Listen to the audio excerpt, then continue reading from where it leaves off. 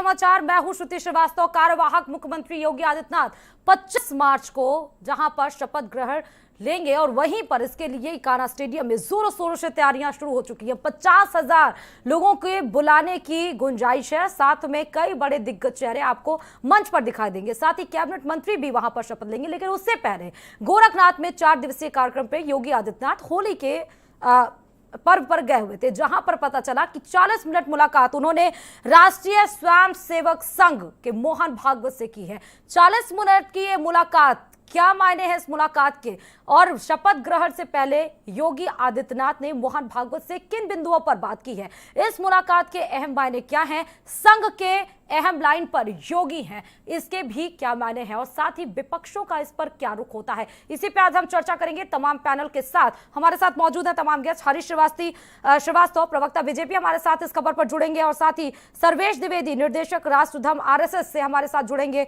हमारे साथ प्रदीप सिंह, प्रवक्ता कांग्रेस, भी इस चर्चा में शामिल होंगे। रोहित अग्रवाल, प्रवक्ता आरएलडी, और साथ ही प्रदीप कपूर, हमारे साथ वरिष्ठ पत्रकार जुड़े हुए हैं। और इस चर्चा की शुरुआत सबसे अहम पॉइंट बिंदुओं से, क्योंकि आरएसएस के साथ ये मुलाकात, उसके मायने क्या हैं। शपथ ग्रहण 25 तारीख को है, उसके पहले जहां पर विधायक दल के नेता के रूप में भी चुनने की एक कवायद चल रही है कि जहां पर 24 तारीख को सीएम योगी आदित्यनाथ को विधायक दल का नेता भी चुना जाएगा। उसके लिए 19 तारीख को पर्यवेक्षक के रूप में बनाए गए गृह मंत्री अमित शाह, सह पर्यवेक्षक के रूप में बनाए गए रघुवर दास को नियुक्त किया गया है। एक मीटिंग विधायकों दल की वहां पर चली है, और उसके बाद यह बताया जा रहा है कि विधायक दल के नेता भी इस बार सीएम योगी आदित्यनाथ को बनाया जाएगा कार्यवाहक के रूप में। 25 तारीख को शपथ ग्रहण समारोह, लेकिन उसके पहले मोहन भागवत की मुलाकात अहम मानी जा रही है। मैं सबसे पहले हरीश जी आपके पास आना चाहूंगी, ये मुलाकात किन किन पॉइंट्स पर हुई है और इस मुलाकात के मायने क्या है?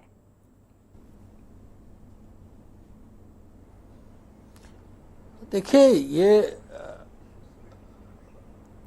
संघ प्रमुख पूज्य भागवत जी एक बड़े राष्ट्रीय स्वयं सेवक संघ जैसे संगठन के प्रमुख हैं, जो समाज के विभिन्न क्षेत्रों में विभिन्न आयामों पे काम करता है, जो सांस्कृतिक भारत के उत्थान के लिए लगातार निरंतर प्रयत्नशील रहता है।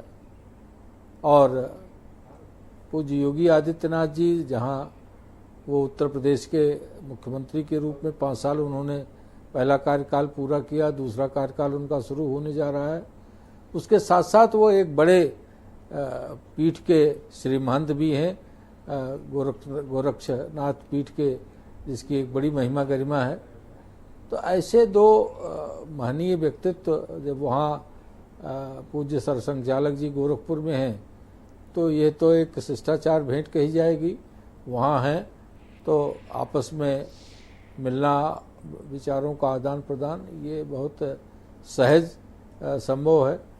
किन बिंदुओं पे और उनकी क्या बातचीत हुई है तो पूज्य योगी आदित्यनाथ जी ही बता सकते हैं, या तो, लेकिन जहाँ तक राजनीति भी समाज के क्षेत्र में ही काम करती है, तो उन तमाम सारे जो समाज की जो ज्वलंत इशूज हैं, ज्वलंत मुद्दे हैं, उनको लेकर के जब भी महनीय व्यक्तित्व मिलते हैं, आपस में चर्चा करते हैं।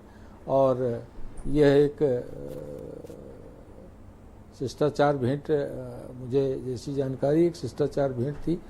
माननीय मुख्यमंत्री जी पूज्य सरसंघचालक जी से मिलकर के गोरखपुर वो हैं, हाँ। तो इसके नाते उनका वहाँ मिलना स्वाभाविक था। ओके प्रदीप जी, जैसे हरीश जी बोल रहे हैं कि ये शिष्टाचार भेंट है, लेकिन क्या इसमें सामाजिक और राजनीतिक मुद्दों पर बात नहीं हुई होगी? नहीं, बिल्कुल नहीं होगी। देखिए, योगी आदित्यनाथ अभी अभी चुनाव जीते हैं। जैसा हरीश जी ने कहा कि एक गोरखनाथ पीठ के वो महंत भी हैं, और उनका अपना एक अलग सम्मान है और प्रभाव क्षेत्र है। और संघ परिवार का भाजपा के चुनाव में बहुत उसका सक्रिय योगदान रहता है, हाँ। और कैंडिडेट के चुनाव से लेके उसके प्रचार तक, तो संघ और भाजपा सब एक दूसरे के पूरक हैं, सब साथ मिलकर काम करते हैं। दिशा निर्देश संघ का ही होता है। और आप याद कीजिए 2017 में तो मनोज सिन्हा जी आ रहे थे, उसके बाद अचानक योगी आदित्यनाथ जी आ गए, उत्तर प्रदेश में मुख्यमंत्री जी बने, उसमें भी संघ का बहुत बड़ा योगदान रहा है। तो और योगी आदित्यनाथ हिंदुत्व के सबसे बड़े प्रतीक हैं और बीजेपी ने पिछले 5 साल में उनको विभिन्न राज्यों में चुनाव प्रचारक के रूप में, स्टार प्रचारक के रूप में उनका इस्तेमाल भी किया है। तो जहां आरएसएस का चीफ हो और वहां योगी आदित्यनाथ जैसा एक हिंदुत्व का बहुत बड़ा प्रतीक हो, तो उनकी मुलाकात राजनीतिक भी होगी, सामाजिक भी होगी। उसमें मंत्रिमंडल प्रदीप के जी, ये सवाल तब भी उठता है क्योंकि आरएसएस की पहली पसंद अगर हम यूपी में देखें तो सीएम योगी आदित्यनाथ है, और दोबारा जब वो सीएम बनने जा रहे हैं तब ये रिश्ता और मजबूत होता है और बराबर आपस में सलाह मशवरा जो है वो जरूर हुई होगी। उसमें जो मंत्रिमंडल के सहयोगी से लेके आगे सरकार चलाने तक की जो एक नीति निर्धारक होती है उस पर भी बिंदुओं पे बात हुई होगी। तो ये तो एक बहुत जरूरी है कि इन दोनों के बीच में बातचीत हो। चलिए, हमारे साथ रोहित अग्रवाल जी भी जुड़ गए, बहुत बहुत स्वागत है रोहित जी आपका।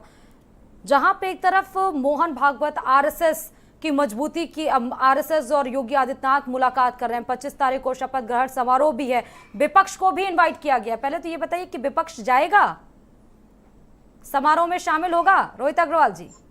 देखिए, ये तो एक शिष्टाचार है और विपक्ष को इनवाइट करती है जो भी सरकार बनती है, तो उसमें कोई ऐसी बात नहीं है। और जनता ने इनको चुना है, इनको मैंडेट दिया है, तो विपक्ष का जाना ना जाना कोई बहुत बड़ा मुद्दा नहीं है। मुद्दा ये है कि जनता के हित में काम होना चाहिए। मुद्दा ये है कि जिसको मैंडेट मिला है सरकार वो चलाए, ना कि आरएसएस चलाए, है ना। जिस तरीके से आरएसएस के द्वारा मंत्रियों की लिस्ट पे मोहर लगाई जा रही है, ऐसा लग रहा है जैसे आरएसएस की कठपुतली सरकार हुई। तो ये कठपुतली अगर सरकार है तो मुझे लगता है कि कहीं ना कहीं जनता के मैंडेट की बेइज्जती है, जनता के मैंडेट का अपमान है।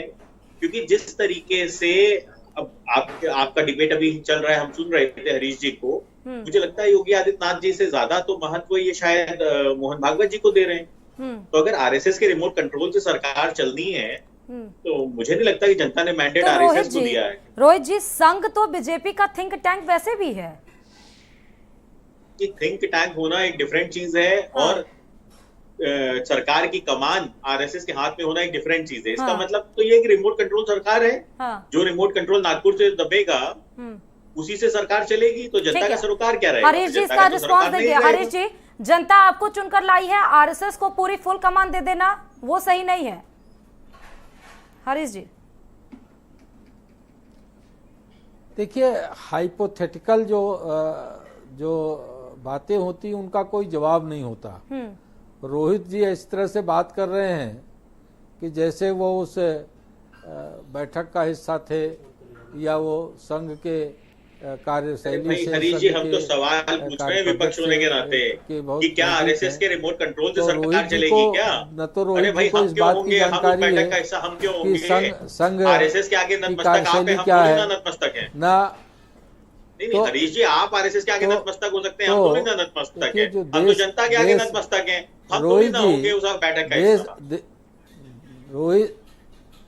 रोहित जी, देश कि सम्मानित जनता उन सभी लोगों के लिए के सामने नतमस्तक होती है जो देश के लिए बड़ा काम करते हैं, जो देश की बेहतरी, समृद्धि और खुशहाली के लिए काम करते हैं, जो देश की उन्नति के लिए काम करते हैं। उन सब महनीय व्यक्तित्व के प्रति देश की सम्मानित मुझे लगता है भारतीय जनता पार्टी के विचार नतमस्तक होती है। आप नतमस्तक हो ना हो ये आपका अपना निजी विषय है, लेकिन देश के करोड़ों करोड़ लोग ऐसे महापुरुषों के सामने नतमस्तक होते हैं जो इस राष्ट्र की उन्नति के लिए, इस राष्ट्र की समृद्धि और खुशहाली के लिए, इसके गौरव और महिमा के लिए दिन रात काम करते हैं। ठीक है, अब मुझे लगता है कि प्रदीप जी देखिए, सॉरी रोहित जी, एक तरफ आप जहां संगठन की मजबूती की बात हो रही है, बीजेपी के समारोह की तैयारियां हो रही हैं, वहां पर डॉक्टर मसूद अहमद का इस्तीफा, और आप बोले थे कि 21 तारीख को जहां पर जयंत चौधरी पूरे संगठन के साथ वहां पर मीटिंग करेंगे, उसके पहले एक झटका लगा है डॉक्टर मसूद के इस्तीफे से। रोहित जी, देखिए शालिनी जी, मुझे लगता है लोग आते जाते रहते हैं और जो व्यक्ति खुद सेनापति हो, अगर वो हार को नहीं स्वीकार कर रहा है, पत्र भी लिखा है, उस पत्र के कंटेंट पे भी जवाब ले लीजिए रोहित जी से। हाँ, सब पे जवाब देंगे, आप चिंता मत करिए हरीश जी।